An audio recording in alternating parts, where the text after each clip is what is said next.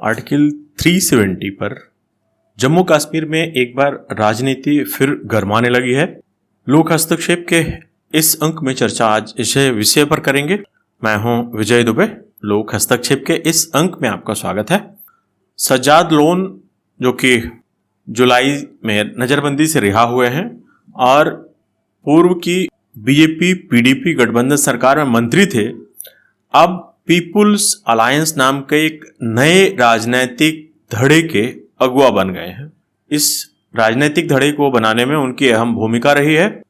Sajjad loan कहते हैं कि अनुच्छेद 370 हटाने में केंद्र के निर्णय से क्षेत्र की सभी पार्टियां एकजुट हो चुकी हैं और अब उन्होंने एक नया मंच बना लिया है। पीपुल्स अलायंस का नाम दिया गया है। लोन का कहना है कि केंद्र की सरकारें आएंगी और जाएंगी, हम यहाँ के वाशिंदे हैं, पर्यटक नहीं। हम यहाँ टिक कर रहेंगे और सब जम्मू कश्मीर की संवैधानिक स्वायत्तता को केंद्र द्वारा छीना जाना एक दूरदर्शितापूर्ण और नफरत भरा कदम है, ऐसा उनका कहना है।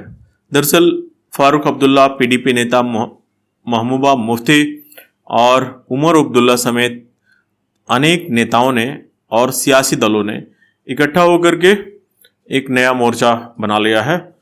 इन नेताओं ने अनुच्छेद 370 को हटाने के खिलाफ लड़ाई बढ़ाने का संकेत दिया है। देश के अन्य हिस्सों के नागरिकों की तरह वे कहते हैं कि संविधान के दायरे में रहकर शांतिपूर्वक संघर्ष करेंगे। लोन और जम्मू कश्मीर के कई अन्य नेताओं को 5 अगस्त 2019 को अनुच्छेद 370 खत्म करने के निर्णय के बाद नजरबंद कर दिया गया था। लोन को इस साल 31 जुलाई को रिहा किया गया है। उधर गुपकार घोषणा के खिलाफ जम्मू में राजनीतिक, सामाजिक और धार्मिक मोर्चा बनना शुरू हो चुका है। इस मोर्चे की अगुवाई बीजेपी कर रही है।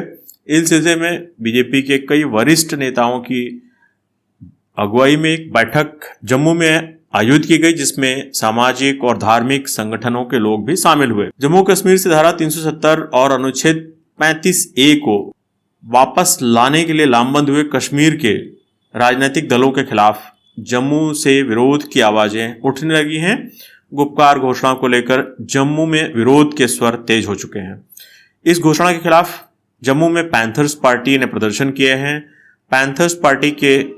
पैंथर्स पार्टी ने गुपकार घोषणा को नामंजूर करते हुए जम्मू को अलग राज्य का दर्जा देने की मांग उठाई है। उन्होंने कहा है कि जम्मू को डोगरा रियासत के नाम से जाना जाता था, उसकी वही पहचान वापस मिलनी चाहिए। उन्होंने गुपकार घोषणा का पुतला फूंकते हुए कहा कि केंद्र को कश्मीर को जिस तरह से निपटना है वो निपटे, लेकिन उसके लिए जम्मू के लोगों या जम्मू को सजा नहीं दी जा सकती।